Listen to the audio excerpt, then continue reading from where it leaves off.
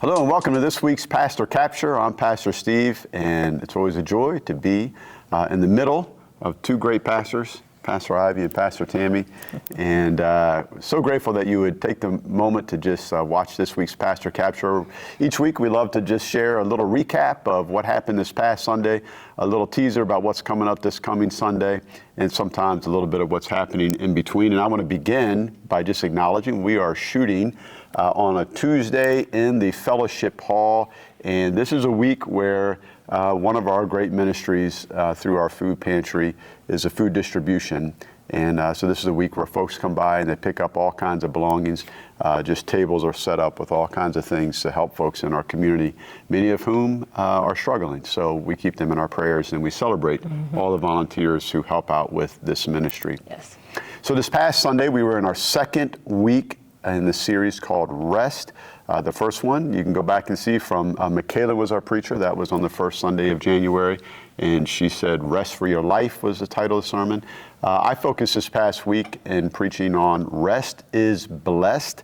That draws from Genesis chapter 2 and Exodus chapter 20, where God creates the Sabbath and blesses it and invites all God's people and all creation to rest, to take Sabbath. So, yeah. What did you guys think? I thought it went well. I like the sermon. Moving on. Well, that's a start. No, in both services, I think the difference, with the use of slides and video, different than when we go into traditional. But the testimony that Anna Cherian had within your message was really strong. I thought that was good. In both services. And it was nice to see her live, and give that impact. So Anna Cherian is both at modern and traditional. She sings in the choir traditional. But you can watch her video. It's a testimony of how she and her family have been practicing Sabbath, taking a day of rest on Sundays for more than 15 years. And she's got young children, so it's a powerful testimony. You can watch her testimony through our YouTube channel, separate. It's only about three minutes, I think. So I think it was cool to hear from somebody who is practicing this and has. I mean, that's 15 years. That's a long time. Yeah. And I thought it was also neat because we had received an email from a chairperson who had in the email said something about, I'm taking to heart and I'm going to take the rest of the day to rest. And I was like, I also appreciated how you connected this idea of us taking rest, because that's what God created, how God created us. And God was an example of that. Yes. God led by example. We always talk about how important that is as leaders, to lead by example. Yeah. And here, the Creator God took a day of rest. Therefore, it's okay. We can do it. We can do it. Right, if we follow all of those days in January of day 1, 2, 3, 4, and however they come out. And at a period, we say if the seventh day, a period, that God said that's enough, and just to bask and reflect. And I also think that probably Gen Z has learned that. And what's ironic is that they are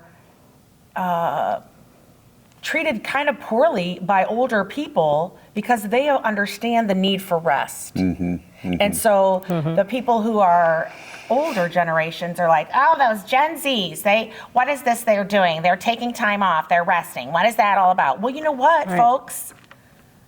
Gen Z's got it. They're doing the right thing. It's looked at like it's deflecting or like they're lazy or like they're not interested. Exactly. But that's they're taking priorities. Exactly. What's the priority? I think Gen Z really understands self-care way better than Gen X. I'm appreciative in Modern. Kirsten was our modern worship leader, and she highlighted, because she was a camp counselor this past year in the summer, last summer, and she talked a little bit about how they would just take the kids out and lay, and she also talked about Saturdays, because they work so hard from Sunday to Friday. So great examples there. And Camp Sunday, Yes. We had a speaker share a little bit from Wanakee, Amy.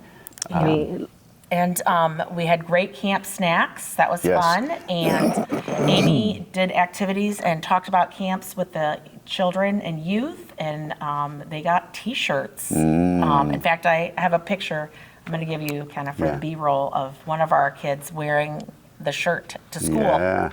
nice, Yeah. This is Amy, who's the assistant director at Camp Wanakee. So, excellent. what about Sunday school?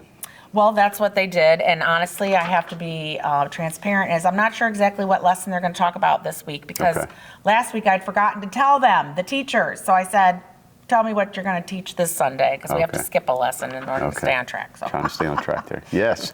And this coming Sunday, Pastor Ivy is going to bring it home, the grand finale of our Rest series. Yes. So, are you inviting people to wear a gift jammies? from or- Jesus, I'm told. Yes.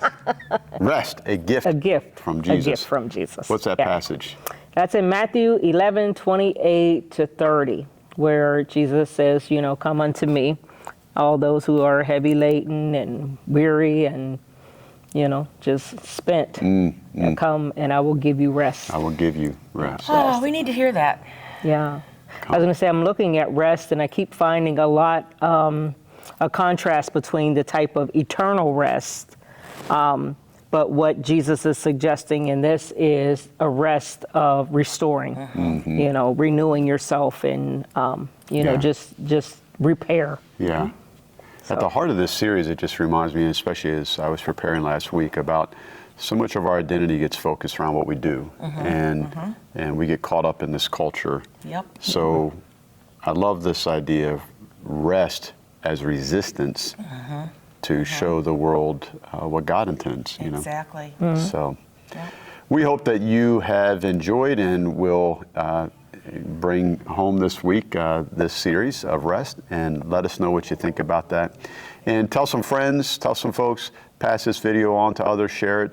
And we hope to see you in worship. We always love to see you in person, but we're grateful for those who worship online and then let us know that you did so and what that's meant to you. So we're grateful.